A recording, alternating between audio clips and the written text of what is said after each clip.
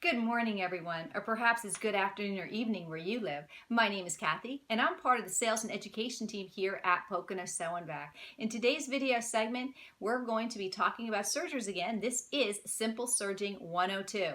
If you watched my previous video, Simple Serging 101, you know how to thread your serger and how to get a good 4-thread overlock stitch. Today, we are expanding on that, and I'm going to teach you some tips and techniques on how to utilize that 4-thread overlock stitch. So let's make sure your machines are threaded up. We're ready to roll. Hello everyone, welcome back to Serger Fundamentals Simply Serging 102. In this video segment, I'm going to show you some of the things you can do with the 4-thread overlock stitch just by changing a couple settings on your machine. You should have your machine set up for the 4-thread overlock stitch. All your tension should be set to approximately 3. Your stitch length should be set to 3, and your differential over here on the side should be set at 1. What we're going to do is put our sample fabric in. I have about a 12-inch long piece of fabric, about 10 inches wide, and I'm going to align the edge with my 5/8 of an inch seam allowance marking. And I'm going to try to stay pretty much on target with that seam allowance guide, but you know, when I'm videotaping and talking and doing it at the same time, it gets a little hard. I'm going to stitch about 2 inches, make sure your presser foot is down, with that stitch length of 3. Now I'm going to switch my stitch length selector up to 4, another 2 inches. Now I'm going to turn it back to 1 and stitch for about 2 inches.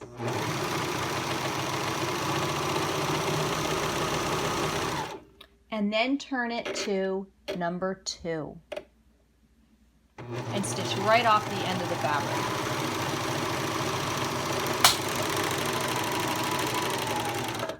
All right, let's see how this looks. Okay. Here is where my stitch length was at 3.0, if I can bring it a little closer. And then I went from 3.0 to 4.0 right here. So you can see how my loopers are spaced a little farther apart. Gives it a slightly different appearance. It's not wrong, it's just a different look, slightly wider stitch. Not wider, but longer stitch length. Then I moved on to a stitch length of 1.0, and you can see how tight that is together. Not wrong, just a different look altogether. And here it is with a stitch length of 1. So all of these stitch lengths will vary and give your 4-thread overlock stitch an entirely different look. I will show you a sample at the end of this video where I used a stitch length, a very short stitch length of 1, with a heavier decorative thread on a garment that I made, and it gave it the appearance that it was almost like a ribbon on the front of the garment as well as the back. So just remember, think about all the potential uses that you can use but just by varying your stitch length on that 4-thread overlock stitch. Another thing I want to teach you is something that everyone in my classes always gets excited about. One of the most exciting things you can do is gather with your serger instead of a sewing machine. It cuts the time in half, makes it so much easier, and I have a feeling that once you learn how to do this, you're probably not going to want to gather too much on your sewing machine. So the first thing you need to do is, let me just rotate this machine to the right a little bit, is on your stitch length, just like on a sewing machine. If you're going to gather, you want to use your longest stitch length. So set the setting up to 4. The next thing we're going to do is pay attention to our differential feed. This knob is right below your stitch length, and we're going to turn it up to 2. Well, actually 2.5 on this particular machine. Sometimes the numbers will vary depending on what machine you're using. Now what I'm going to do is just run a sample so you can see how this looks. I'm going to use approximately the 5/8 of an inch seam allowance guide.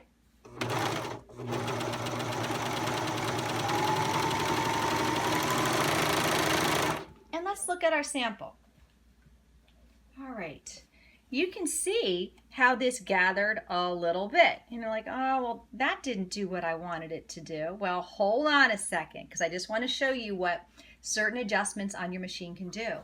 The next thing we're going to do is turn our needle tension up to about 7 on both needles. Okay, and then we're going to do the sample again on the other side of our fabric, and let's see how it looks.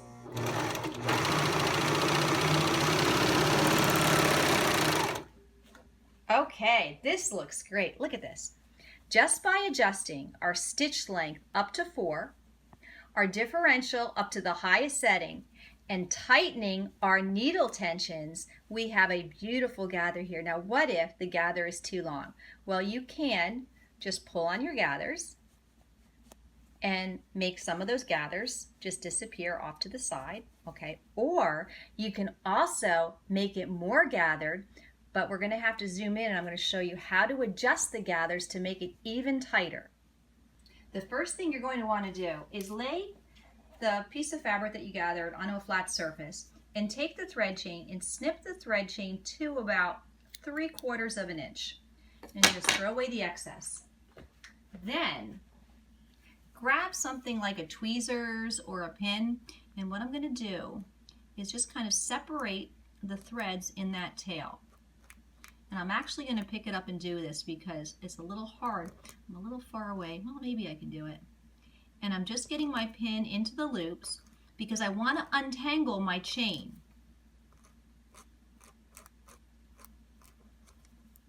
And just try to, work slowly but patiently at this. All right, guess what? I am left with my 2 longer looper threads and my 2 shorter needle threads. The 2 shorter needle threads are the ones that you want to pull to adjust your gather. So I'm going to take it and let's see. I'll just take those 2 shorter threads. See what I got here. All right, it's coming along. Let me find those threads again. I keep letting go of them as I'm filming this video. So if I wasn't concerned about the camera, I could do this a little bit easier. Let me get those out of the way. Okay, there we go. And now I tighten my gathers and now I can just readjust them. But it just makes it so much easier to gather your fabric using your serger. And then you don't have all these yucky threads at the side. So serger tip on how to gather your fabric. Just remember, don't forget to set your needle tensions and your differential and your stitch length back to normal before you leave your machine if you're going to turn it off and then do something different tomorrow. Make your settings. Just set it up for a 4-thread overlock stitch. So there you go. Let's work with cutting width now. All right, everyone, let's talk about cutting width. Cutting width and the knife go hand in hand. Let's first look at our 4-thread overlock stitch. You have your 2 needle threads. You have your upper looper threads going from the needle lines up to the edge of your fabric, and on the back, the lower looper threads extend from the needle line to the edge of the fabric. So both the upper and lower looper threads will meet right at the edge of the fabric on a balanced stitch. Now sometimes people look at their stitch and say, my loops are falling off the fabric. Well, I like a little bit of the loops falling off. That is my preference. But if you see an excessive amount of loops, that's where you might want to go in and adjust your cutting width.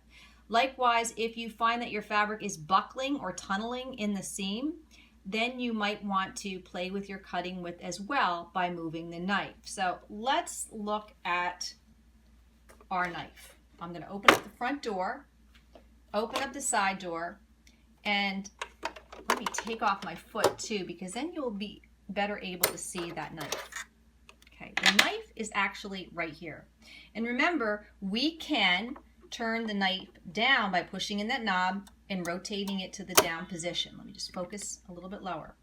But I'm going to bring this knife back up, and now it's in position. To change the movement or the position of your knife, you are going to use this knob right here. And I'm going to rotate my knob back, like going toward the back of my machine. And I can't turn it anymore, so it is already at the farthest position. So now I'm going to rotate my knob toward me, and you should be able to see that knife move a little bit. See that knife moving out to the right? There we go.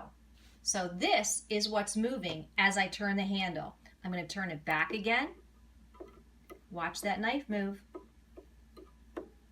There we go. So right now our knife is all the way in, which means it's cutting off the maximum amount of the fabric. I'm going to put my foot back on. And let's do a sample with my knife all the way over to the left. Close up the door first. All right, about 5/8 of an inch guide.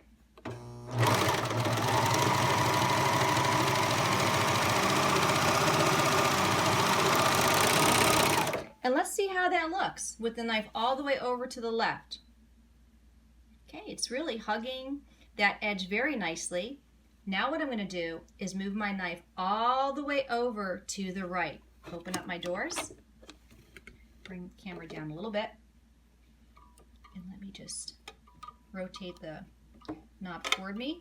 My knife is moving out to the right. So now when the knife moves out to the right, you're actually cutting off less fabric. Now I would theorize that because I'm cutting off less fabric, the machine is going to try to smoosh that edge into the seam, and I might get a little bit of buckling. So let's try that theory out. I went from one extreme to the other.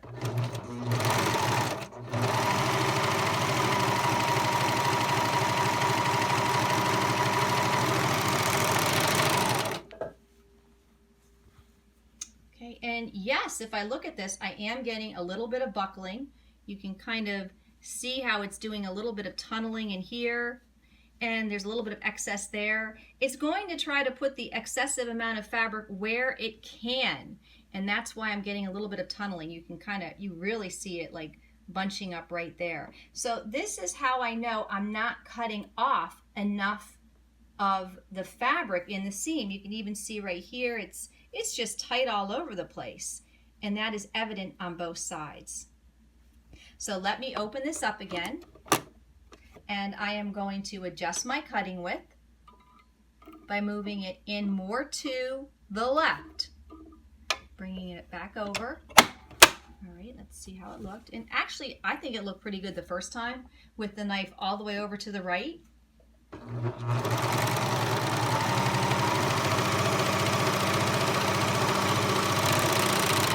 Let's see how this looks. Yeah, that looks pretty good too.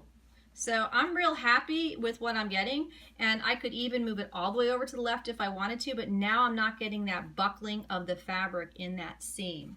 So just a quick review here. I'm going to put my fabric down.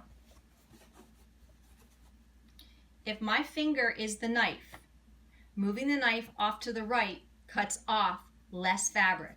Moving the knife into the left cuts off more fabric. And that's how you can control the cutting width of your seam.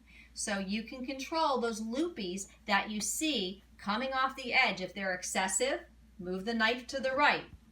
And just move the knife accordingly. Test it out on some samples. See what it looks like. The only way you're going to get really good with determining your cutting width is to play around with that knob and just see where you're at as far as what you like in your 4-thread or your 3-thread overlock stitch.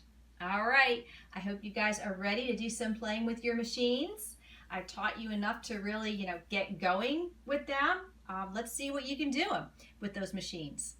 I've taught you several tips in this video on how to do different things with your 4-thread overlock stitch. I want you guys to play and play a lot. Really use those machines, become proficient with them. Don't forget, please subscribe to us on YouTube if you haven't already. Like us on Facebook and follow us on Instagram and Twitter for the most recent updates for the store. Happy serging, and we'll see you soon.